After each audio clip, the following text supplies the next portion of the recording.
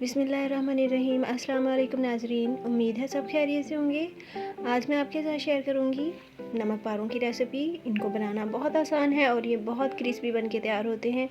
तो चलिए स्टार्ट करते हैं। सबसे पहले एक बाउल में मैदा डालेंगे। मैंने ये वाला कप लेके मैदा मेजर किया था, 2 कप मैदा ऐड किया है। और मैदे में डालेंगे अजवाइन 1 टेबल स्पून और 1 टीस्पून नमक ऐड कर दिया है। तो ये दोनों ड्राई इंग्रेडिएंट्स ऐड करने के बाद इनको ज़रा सा मिक्स कर लेंगे और उसके बाद ऑयल ऐड करेंगे। मैंने 1.5 टेबल स्पून ऑयल ऐड किया है। अगर घी ऐड करें तो ये इससे भी ज़्यादा क्रिस्पी बनते हैं, तो ऑयल की जगह पे आप घी भी ऐड कर सकते हैं।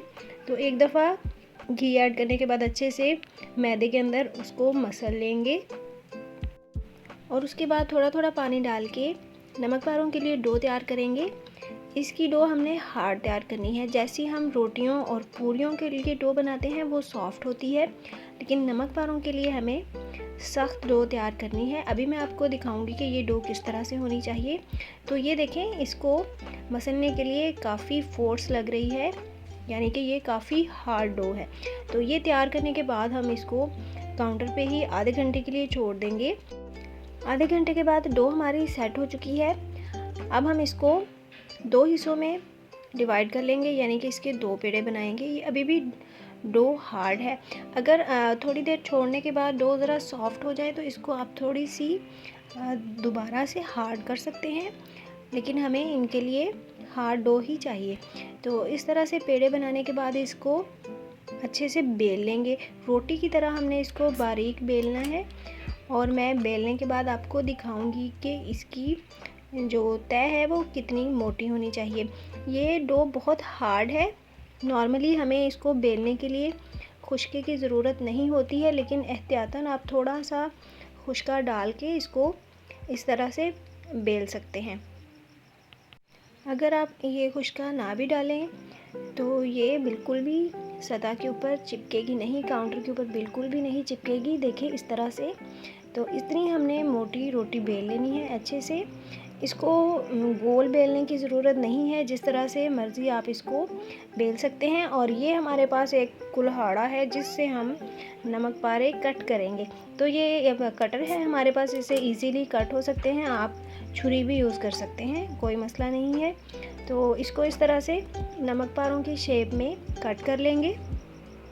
मैंने नमक पारों को बहुत अच्छा सा फ्लेवर देने के लिए इनमें अजवाइन ऐड की थी।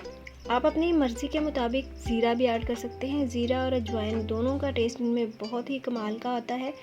आप अपनी चॉइस के मुताबिक जो भी आपको अच्छा लगता है, ज़ीरा या अजवाइन कुछ भी डाल सकते हैं। तो हमने नमक पारों को बहुत अच्छी सी शेप दे ली है। ये काउंटर के ऊपर बिल्कुल भी नहीं चिपके। अब हम इनको काउंटर से उठा के प्लेट में डाल देंगे। सारे इकट्ठे ही इस तरह से डाल देंगे, ये बिल्कुल भी जुड़ेंगे नहीं। अभी मैं आपको दिखाऊंगी भी। तो देखिए हमने सारे ये प्लेट में डाल दिए हैं। अब हमने ऑयल को मीडियम फ्लेम पे गरम कर लिया है।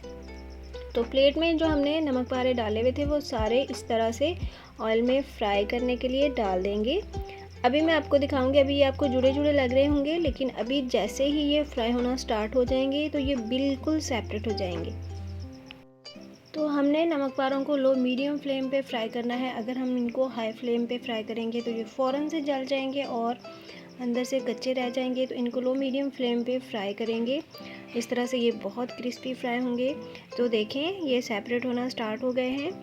तो इनको हमने कलर भी बहुत ज़्यादा डार्क नहीं देना, बिल्कुल लाइट गोल्डन कलर देना है। इस तरह से इनका टेस्ट बहुत ज़बरदस्त आता है। ज़रा सा अगर इनका कलर डार्क हो जाए तो ये कड़वे कड़वे लगते हैं, तो इसलिए हमने इनको इतना सा लाइट कलर ही देना है। तो नमक पारों को हमने फ्राई कर लिया है। इसी तरह से बाकी सारे नमक पारे भी फ्राई करेंगे। तो हमने मज़ेदार क्रिस्पी नमक पारे तैयार कर लिए हैं। मुझे उम्मीद है आपको ये रेसिपी पसंद आई होगी, इसलिए ज़रूर ट्राई कीजिएगा। वीडियो पसंद आई है तो एक लाइक कर दीजिए। अल्लाह हाफिज़।